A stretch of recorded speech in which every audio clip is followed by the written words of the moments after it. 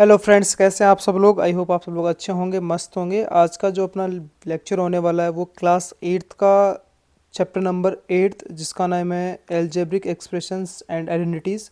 उसकी आज उसके अंदर अपन फर्दर थोड़ा सा मूव कर रहे हैं, आगे मूव कर रहे हैं। उसके अंदर अपन बात करने वाले हैं आज एक्सरसाइज 8.3। ठीक है, 8.3 और उसका भी क्वेश्चन नंबर फर्स्ट की अपन बात करेंगे। बट उससे पहले इसके अंदर यूज़ होने वाली कुछ थोड़ी सी थ्योरी है, उसके बारे में अपन समझ लेते हैं। ठीक है कि नहीं। तो फर्स्ट ऑफ ऑल इसके अंदर क्या गिवन है अपने पास, देखो वही मल्टीप्लिकेशन चल रहा है। बट अब की बार पहले अपन तो जो मल्टीप्लिकेशन कर रहे थे ना वो मोनोमियल का मोनोमियल के साथ मल्टीप्लाई कर रहे थे। ठीक है कि नहीं। अब थोड़ा सा उसको आगे फर्दर मूव कर रहे हैं। अपन क्या कर रहे हैं, यहाँ पे अपने पास जो होने वाला होगा multiplication of a monomial and A binomial. ठीक है, एक मोनोमियल और बाइनोमियल का प्रोडक्ट अपन यहाँ पे देखने वाले हैं। तो इसके अंदर अपन कैसे करेंगे इसको देखते हैं अपन। In this we multiply each term in the binomial with the monomial and then add the products. ठीक है, देखो अपने पास क्या करने वाले हैं, इस चीज़ को अपन एग्जांपल से भी समझेंगे अभी। बट एक बार मैं थोड़ा सा ओरली एक्सप्लेन कर देता हूँ कि जो अपने पास बाइनोमियल होगा ना उसकी हर एक टर्म मल्टीप्लाई होगी किसके साथ, मोनोमियल के साथ। और उसके बाद में जो प्रोडक्ट आएगा उसको अपन क्या कर देंगे, ऐड कर देंगे। ठीक है कि नहीं। तो देखो इसको मैं एक एग्जांपल से आपको क्लियरली समझाता हूँ, अच्छे से समझ में आएगा। देखो अपन को क्या करना है, मल्टीप्लाई करना है सिक्स एक्स को मल्टीप्लाई करना है किसके साथ, 4x+3 के साथ। ठीक है कि नहीं। तो एक्चुअल के अंदर क्या करना है अपने को, करना है कि 6x मल्टीप्लाई विथ 4x+3। ठीक है। तो जो अपने पास ये मोनोमियल है, ये मोनोमियल मल्टीप्लाई होगा बाइनोमियल की हर एक टर्म से। ठीक है, मतलब यानी फर्स्ट टर्म से भी और सेकंड टर्म से भी मल्टीप्लाई होगा। तो अपन इसको मल्टीप्लाई करते हैं। तो मल्टीप्लाई करेंगे तो 6x multiply with 4x plus 6x multiply with second term of binomial that means 3 multiply with 3। ठीक है। तो यहाँ पे देखो एक्चुअल के अंदर अगर अपन देखेंगे तो ये वापस से दो मोनोमियल्स का प्रोडक्ट बन गया। दो मोनोमियल्स का प्रोडक्ट कैसे करते थे अपन, फर्स्ट ऑफ ऑल उनके कॉन्स्टेंट्स को प्रोडक्ट है, फिर उसके बाद में जो वेरिएबल प्रेजेंट वेरिएबल तो उसका प्रोडक्ट। ठीक है। तो यहाँ पे कॉन्स्टेंट क्या हो गया, 6 एंड 4, तो 6 × 4 × x प्लस सेकंड वाले के अंदर सेकंड टर्म में अपने पास जो दो मोनोमियल्स है उनका प्रोडक्ट। तो फर्स्ट ऑफ ऑल कांस्टेंट क्या हो गया, 6 एंड 3, तो 6 × 3 × x। ठीक है।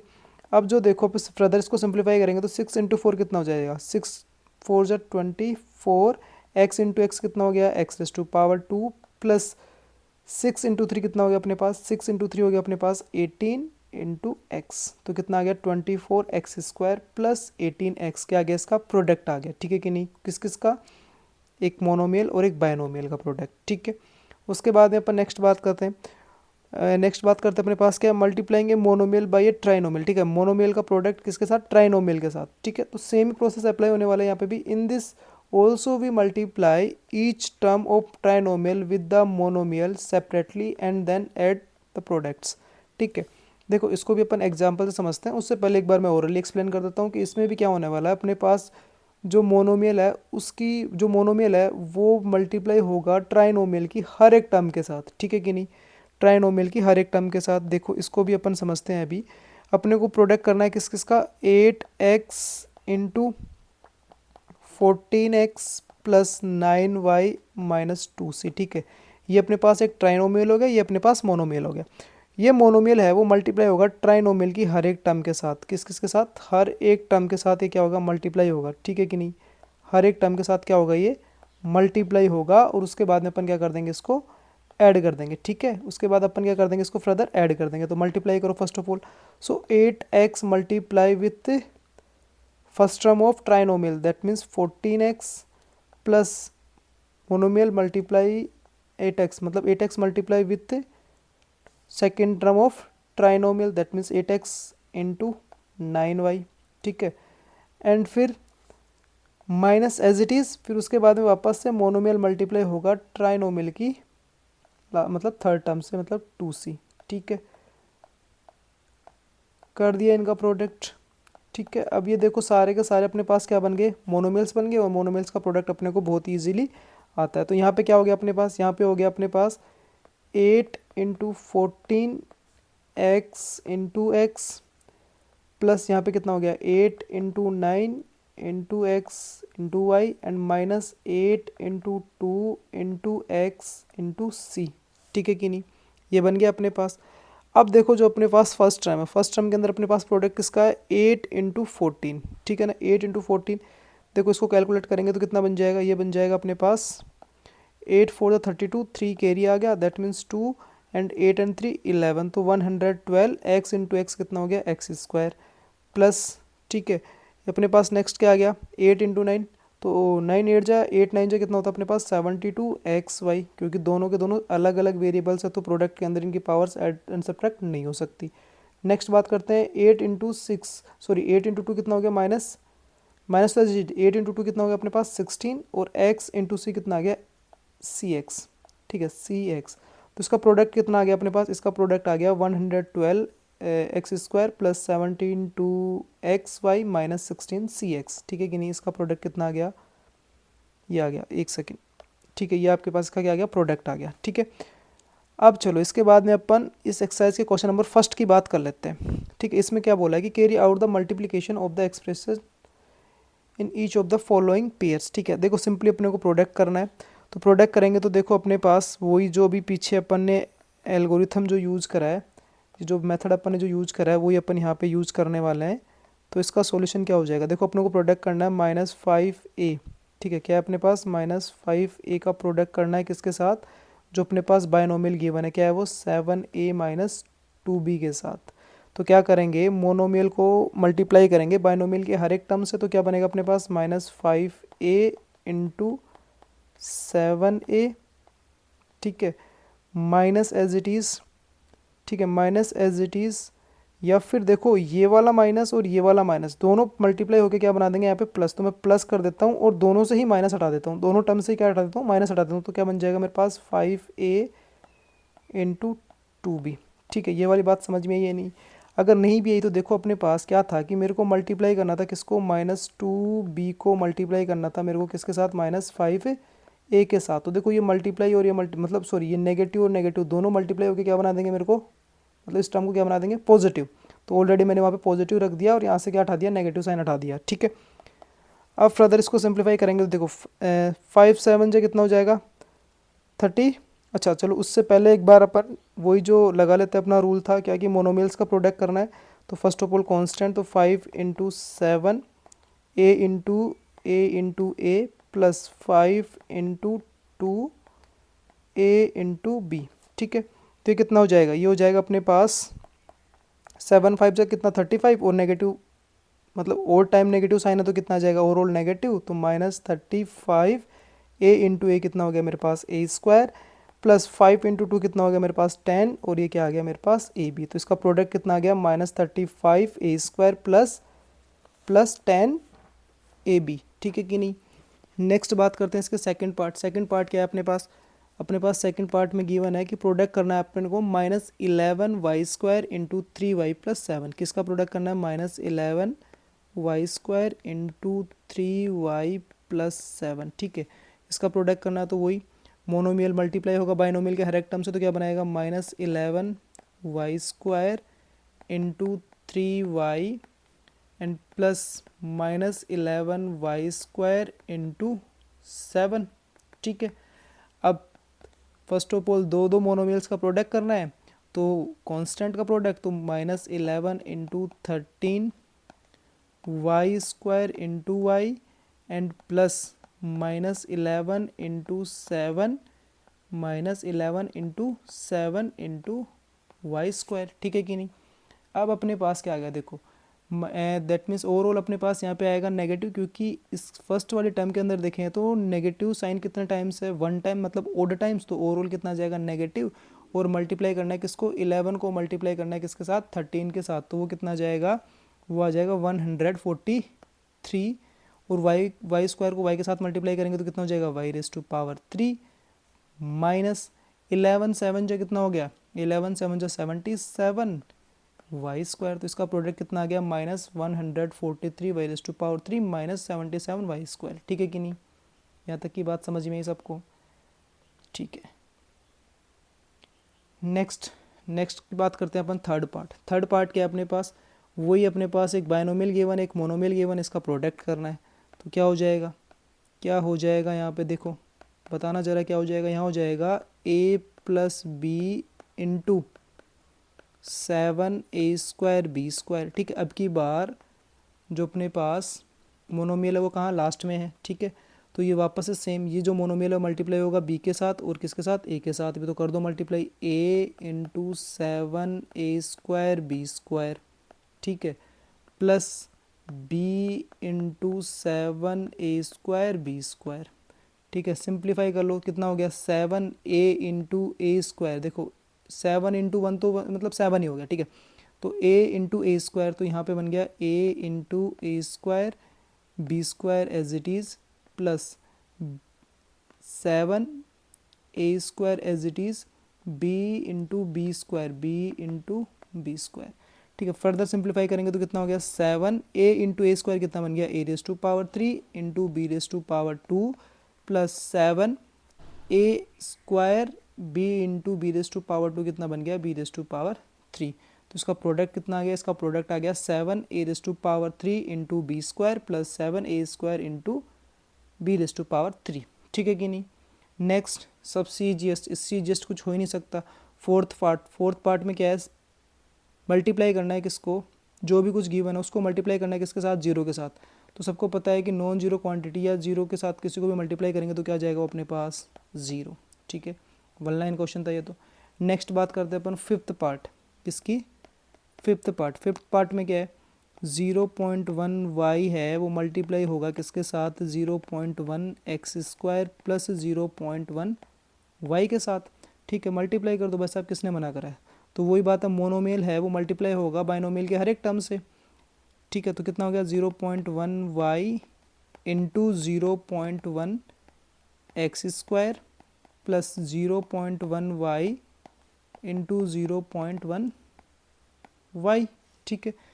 फर्स्ट वाले जो दोनों मोनोमियल्स है इनका प्रोडक्ट करेंगे तो कांस्टेंट के साथ मल्टीप्लाई, तो 0.1 इंटू 0.1, y और x² दोनों डिफरेंट वेरिएबल्स है तो एज इट इज आ जाएंगे, x² प्लस यहाँ पे मेरे पास क्या बन गया, यहाँ पे बन गया मेरे पास 0.1 इंटू 0.1 और दोनों मोनोमियल से y एंड y कितना हो गया, y इंटू वाई, ठीक है।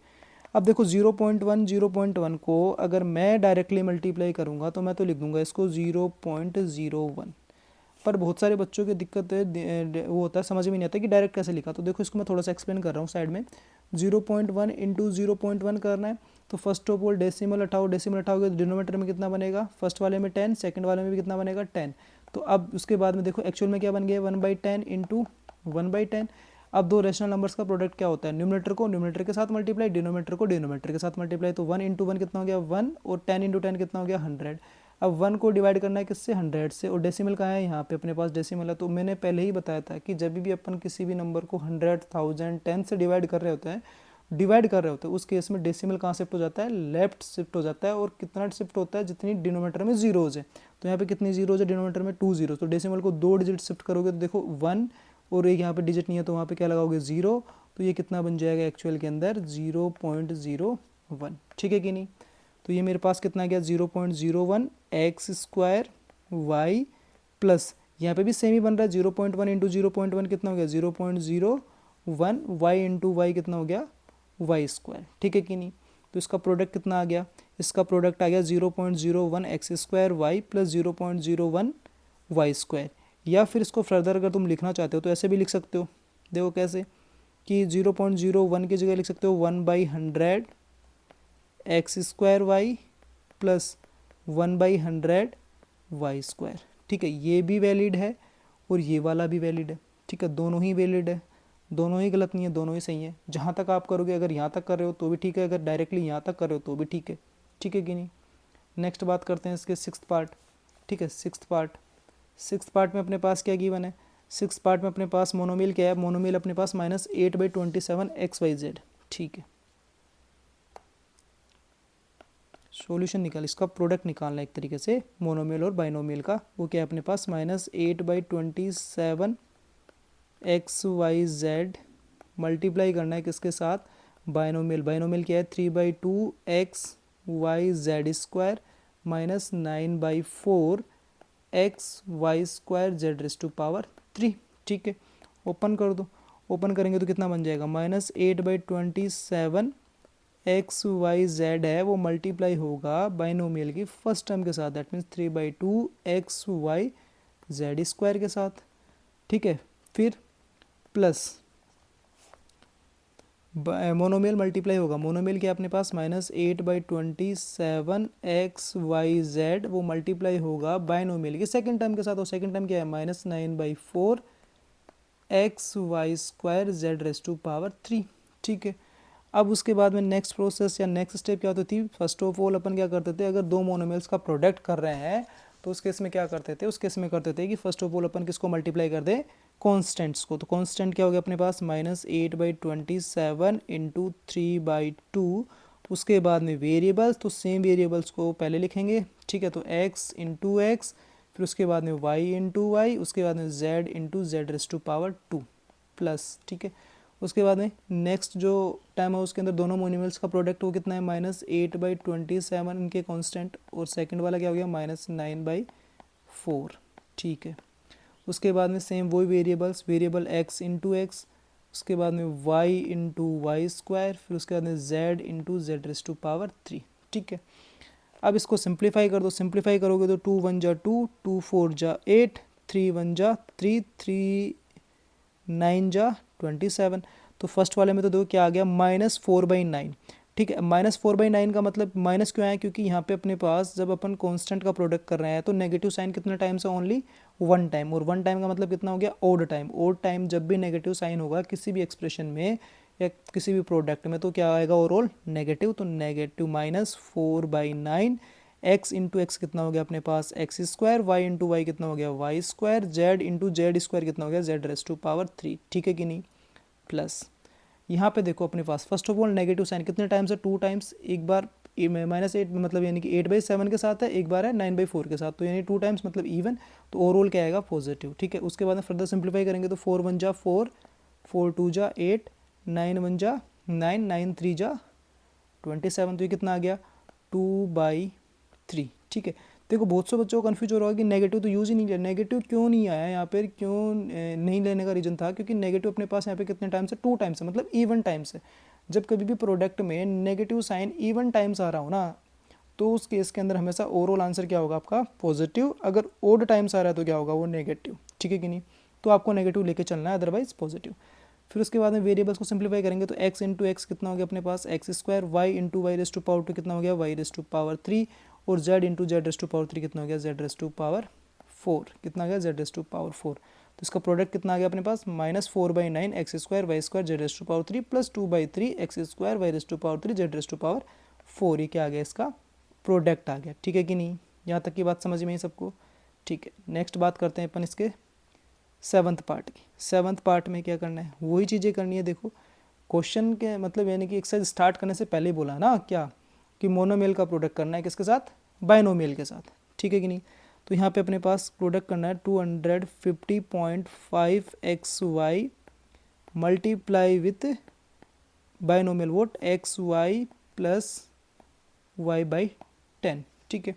ओपन कर दो, तो जो मोनोमियल है वो बाइनोमियल के हर एक टर्म से मल्टीप्लाई होगा, सेम ही चीज़ 250.5 x y into x y plus 250.5 x y into y/10, ठीक है।